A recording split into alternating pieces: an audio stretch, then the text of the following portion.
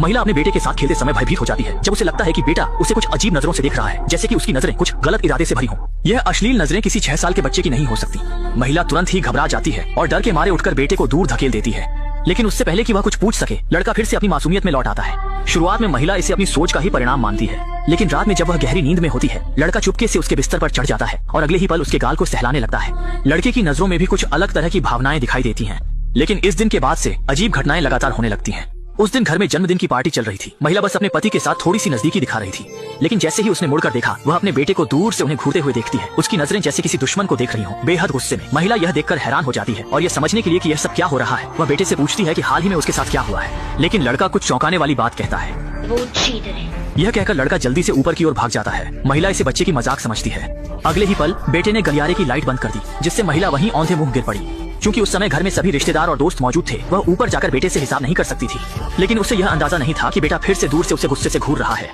जब वह उसके पीछे दौड़ती है, लड़का पहले ही बगीचे में पहुंच चुका होता है। दूर खड़े बेटे को देखते हुए उसकी छठी इंद्रिय उसे जोरदार चेतावनी देती है कि सामने खड़ा यह बेटा जरूर कुछ न कुछ झेल चुका है।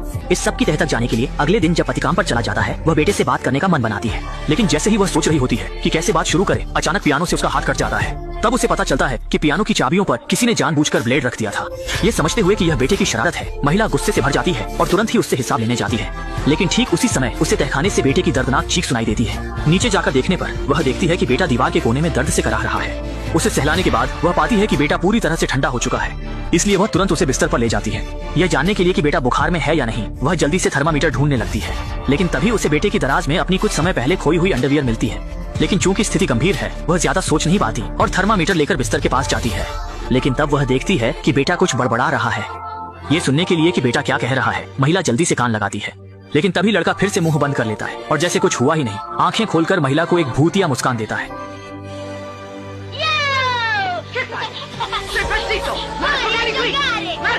महिला बेटे की इस हरकत से मानसिक और शारीरिक रूप से थक जाती है। बाहर आकर बेटे को डांटने का मन बनाती है, लेकिन वह देखती है कि उसकी और पति की तस्वीर जमीन पर टूटकर पड़ी है। वह जल्दी से उसे ठीक करती है और फिर बेटे को ढूंढने के लिए आगे बढ़ती है। लेकिन जैसे ही वह दरवाजे से बाहर निकलती है, बार बार डरने वाली महिला अब और सहन नहीं कर सकती। वह बेटे के पीछे दौड़ते हुए पीछे के बगीचे में पहुंचती है। लेकिन उसके तुरंत बाद